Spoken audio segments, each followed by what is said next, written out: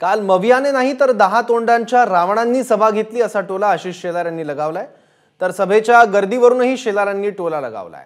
या सभेत उद्धव ठाकरेंना 5 मिनिटच का बोलू दिलं असा खोचक सवालही त्यांनी उपस्थित केला।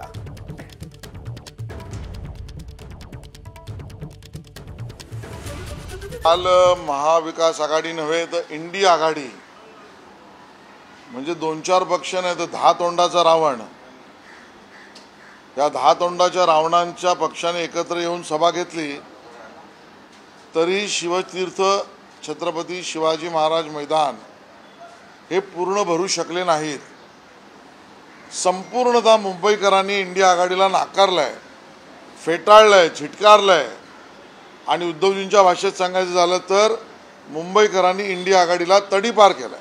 की तमाम जमलेल्या माझ्या हिंदू भगिनी आणि बांधवांनो, हे बोलायचं नाही असं गांधी परिवारातल्या कोणी सांगितलं होतं आणि उद्धवजींनी ते मानलं होतं। कारण काय, ते वाक्य वगळण्यामध्ये हेतू कुठल्या रंगाचा होता, त्याला हिरवी झालर होती का?